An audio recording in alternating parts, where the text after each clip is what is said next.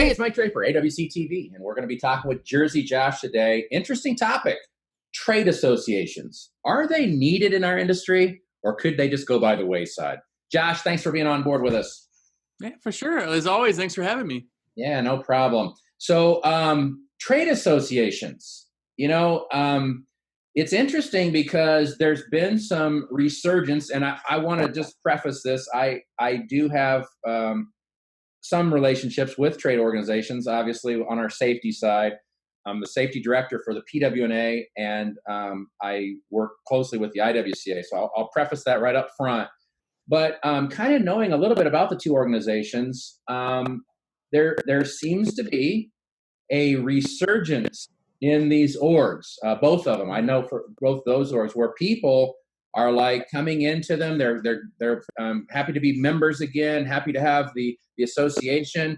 And, you guys know too from the huge convention, that's more of a convention though, not an association, right? Right. Why do you think people are coming back around to trade associations? Yeah. Well, look at like how they started. I mean, if you remember Gary's email. I don't even remember really what it was. It was like before forum, the email there, and there was the associations, and you could learn in the associations if you didn't learn from the email group. That was it. That was like the content that existed. And then from there, you had Facebook groups, and then you had websites and forums and all this other stuff come out. And then those kind of died down because it diluted kind of where everybody was getting their info. And I almost feel like a lot of that was kind of where the organizations themselves kind of started going down as like, people, I don't need to pay to be part of an organization if I can get the same information for free. And that's kind of, I think, where everything started kind of going down. But I think there's definitely a place for them in the industry. Yeah, that's going to be my next question. I mean, with all the Facebook boards and the groups and all this stuff, do we even need trade associations? Yeah. Well, that is, I guess, an individual basis. There's a lot of those out there.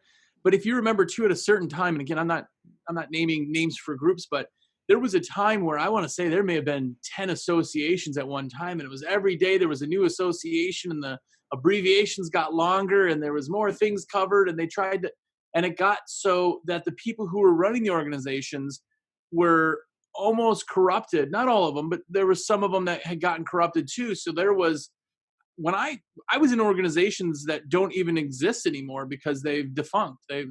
All the money was stolen, so right. There was a lot of that, which got people not really trusting, like, well, why am I going to pay all this money? A, I'm not getting what I thought there was, and B, somebody could take the money. So now that we're back to 2020, I feel like there's less associations, which means that there's a higher caliber. Some of the ones that kind of have been around for a while are now still there, and people go, wow, okay, it's just still there. It's still, I think that might be resurgent. Yeah. Yeah, there is something to be said. I mean, the IWCA, for instance, this year, 31 years, right? Just the tenure kind of says something's needed there to have that span. PWNA, I think similar. I mean, I think it's been around a long time as well. But the one thing that I think too has happened, and we've talked other times about this, but I think that the orgs, and they're to be blamed as well, because I've been members of them, and a certain period of time they served a purpose. It was kind of like a good old club where you went once a year and you met with guys and you got to talk, and sometimes it was from you were willing to share and they were willing to teach because they were clear over there and you're over here and you're in different markets. Yeah. Then the forums come up, and then the social media comes up, and it seemed like the education that maybe you were receiving from either networking or the education itself that they were producing could be maybe gotten in another way. And so the associations kind of lost their way just a little bit, but then they got it figured out. They're figuring out, oh, wait a minute. We're the educators. We're the ones that have to put out the content and educate and this and that. And both those orgs, for instance, have come back around to the education side and are putting out content. They're doing stuff there. And I think people notice it. And because of the tenure then of the 30 some years in business and all these guys and some of them that are in these orgs are pretty established guys, right? I mean, they run legit businesses. People are gravitating to it because like, oh, they're educating and the track record is there, and this just makes sense. I don't have to worry about whether these guys know what they're talking about or not. I think they do. Yeah, it's not as watered down. I feel like where the internet itself, every single day, 10 new window washers or pressure washers are making videos. There's new people you're like, I've never even seen or heard of that person. They're making this video, So I think that with information, people are looking for a place to find information that's not watered down, that is almost a consensus information. And that's really where those orgs really come in. And you have to understand that orgs have elected boards for the most part. And it's just like anything. If you get somebody in that runs it a different direction, then maybe you could drop in membership or raise in membership. And they're doing this too. They're trying to find their place, like you said. And it can really go either way. Right. One of the things too, let's talk about is there are different orgs, and some people may not understand this, but there are, and a couple that the ones that have had the longest tenures are non-for-profit orgs. And it's interesting because those orgs do carry some weight when you start talking to what we need an org really for. I mean, and people may not recognize this, but there are a lot of things that happen that get shoved down from compliance agencies, federal compliance agencies, whatever, that affect our business. It affects how we do things. And so those orgs, unbeknownst to a lot of people, because I've heard people say, why would I give, $199 a year to the IWCA? It ain't going to help my business. You could make that however you wanted, but to say that the IWCA hasn't affected every single one of our businesses in some way would be a lie, because the way we do things, the way OSHA looks at us, all these things were helped shaped by these orgs. And so for that very purpose alone, because they're dealing with the compliance agencies up on this level as non-for-profits, and it's worth it to me to give $100 or whatever it is, $200 a year to an org that is working in our industry. Yeah. And that's where a lot of people see, because there is so much free content out there. A lot of people say that whole, well, what am I paying for? What am I getting for my money? And if you can't answer that for yourself, then those are the people who aren't in organizations. If somebody gets it, like you said, it's like, well, the compliance, the backside, the safety side, all that's what I'm paying for. Then those are the people that are in the organization. So a lot of it's just what's in it for me. Yeah. And I'll honestly say I've been a member of a bunch of them through the years. And I can say I've never not gotten my membership fee out of an org. Yeah. And it may not come from the org direct. Maybe I showed up at a show and I got to meet you, Josh. And so now, 20 years later, we're doing podcasts together. Who would have known when we first met at Gary Mauer's picnic, I don't even know how many years ago, that we'd be shooting podcasts today, right? Yeah, exactly. So was that worth the $100 that Gary charged to go to that thing? I mean, invaluable at this point in time. Looking back at it, it's like, wow, that $100 paid for itself, 19,000 times over. Yeah. And there's George Aguilar, who I believe is actually part of the IWCA. He said something interesting. This has got to be maybe 10 years ago, something like that. But he used to go to everything. And I always was like, well, you got to spend so much money just doing all of this stuff. And he goes, this is my college. Like, people go to college because they want to be something. I know what I'm going to be. That's why I spend money in my education, is because this is my college. And it stuck with me. That's really what this stuff is if somebody's paying to be part of an org, like you said, or going to Gary's picnic or doing all of that stuff, it's because they're learning and it's their college. They're paying for themselves to be smarter, their company to be that much farther ahead, really. Yeah, absolutely. So the orgs that are out there right now, I really think they're serving a purpose. They are putting out some really quality education. There are some things that you just can't learn or you can't decipher online. We're a pretty hands-on business. right? And so to get to go to a trade show or something and actually feel the tools versus picking up a catalog that any of the suppliers, WC or anybody, offers or online, it's like, Yeah. yeah, that it looks cool and everything, but I don't know. I mean, I can't feel it. I can't touch it. Yeah. And these shows help you, do that. You get to see and feel. That's a crazy thing about our industry too, is like every day I sell multiple $1,000 systems to people who have never seen that system. They've never experienced the system. They've never used the system, none of that. But they're like, yeah, I've seen it. I heard good things. Let's buy it. Yeah. That's pretty, like, would you go buy a car you just saw online? Like, it's very hard, but that's kind of where we're moving into. Yeah. So there's so much benefit to it. Yeah. Yeah. I know I've walked up before, like I don't clean at all right now. Right. And I'll show up at one of these pressure washing conventions and there's like this $25,000 trailer sitting there. And as I walk up to it, I'm almost like, I need this. Yeah. It's so cool. It does this and this. And I'm like, I'm not even in the business. Get away from it. Yeah.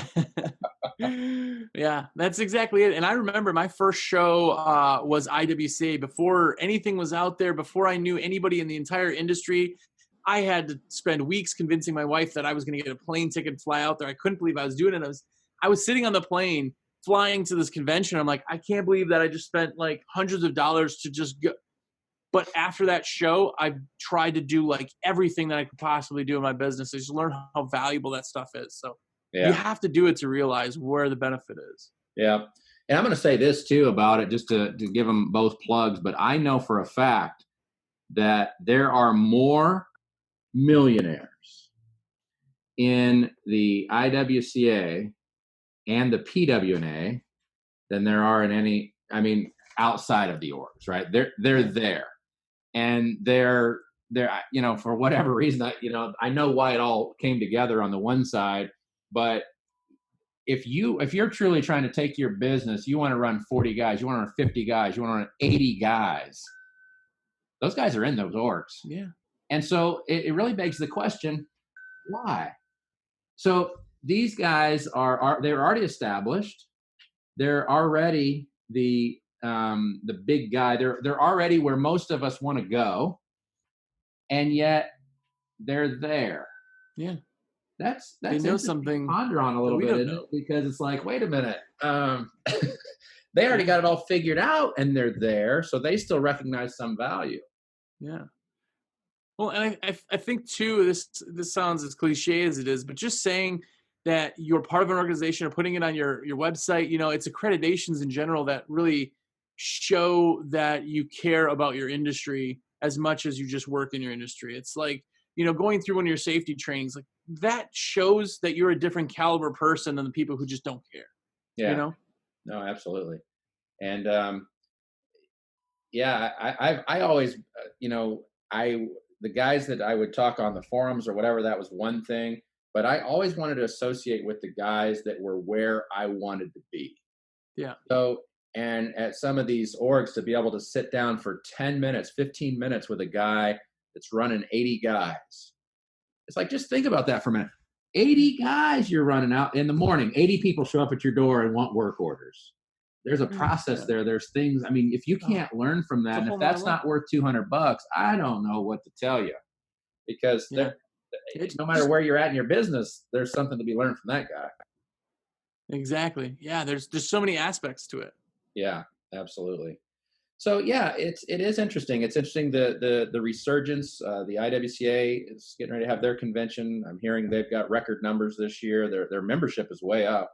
TWNA also has had good years over the last couple of years, and the resurgence as well. So it is just kind of interesting. They did go through a lull, and maybe it is like you say, maybe it's leadership. Leadership's driving something, so the members follow, and then it'll dip back down.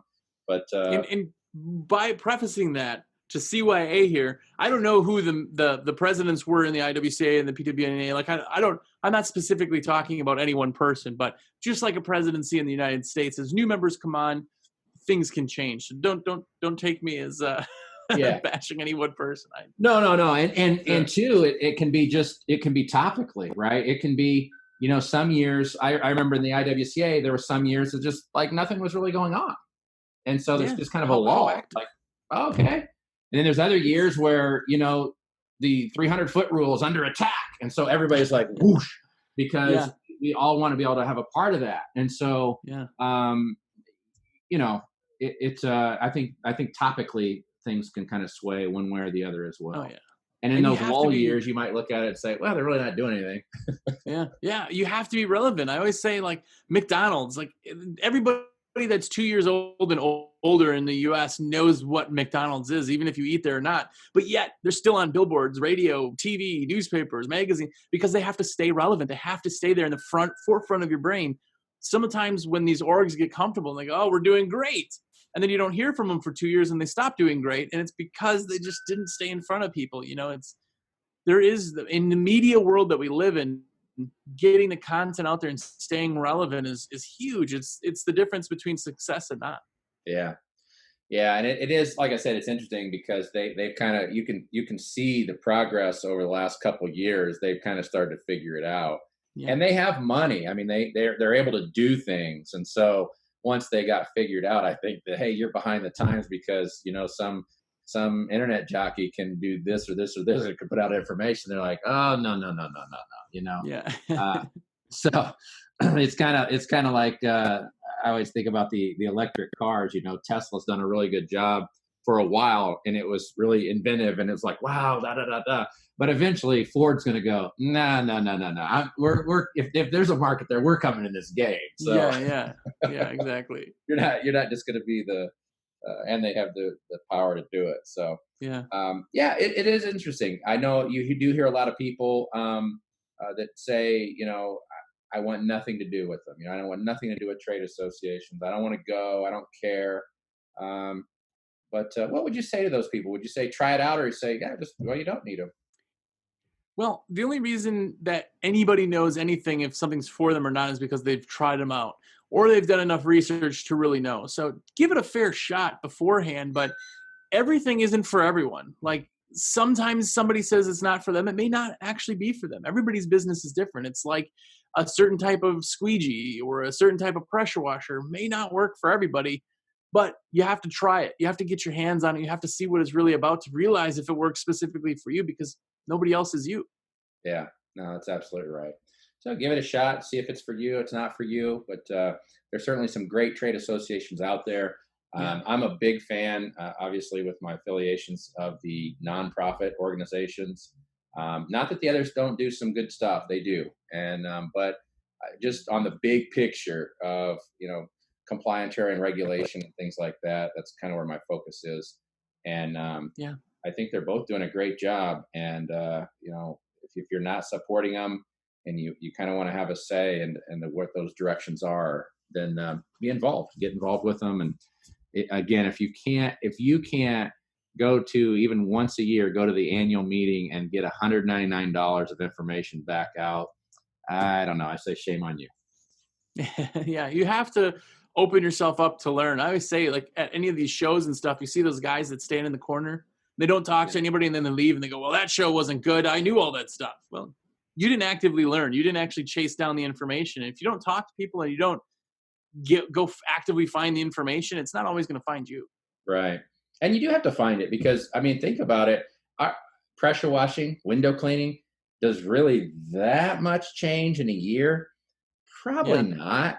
Yeah. And it's a tough job for, you guys know this at the huge convention, right? Every year you've got to reinvent yourself and don't dare duplicate it, because otherwise, we've heard it last year. Yeah. But then the new guy this has never been before, he wants the experience that everybody else had. So you want some duplication. Yeah. It's a nightmare. It's way tougher than anybody could even possibly imagine, and the amount of cogs that have to go together to put this stuff together. So, and that's why a lot of these too, at the organizations, that they pop up and then disappear. They don't realize how much work. They figure it's no work, and then they kind of find out the hard way, unfortunately. Yeah.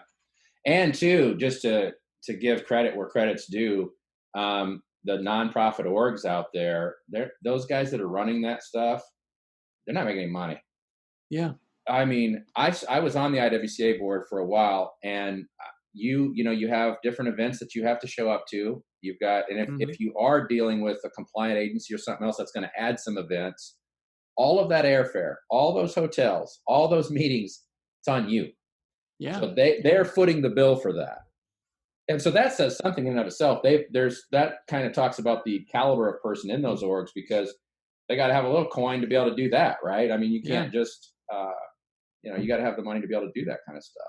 And they genuinely want to make a difference. If they're paying themselves, they're paying for themselves to do this. They're not getting anything out of it. They're only giving. Yeah. They're only, the only thing they're going to get out of it in their tenure on the board or tenure as president or whatever it is whatever change they've affected. That's it. Mm-hmm. That's all they're getting. Yeah.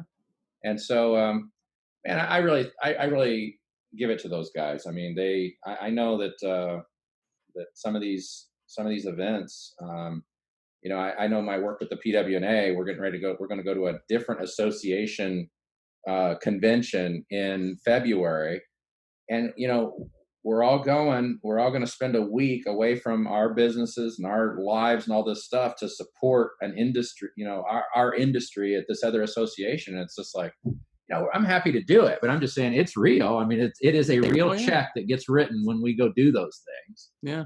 And so, kudos to you guys that are on the boards and are, fighting through it. And there's times it's not popular and you're not popular, and, the org that you're representing isn't popular, but they stick through it year after year, both of them very tenured, and I give it to them. Yeah, for sure.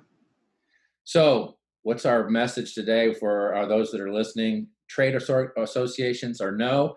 What's your personal opinion, Josh? Would you be a part of one? Yeah, you have to find out if they're for you. And if they are for you, only you can make the decision. Yep.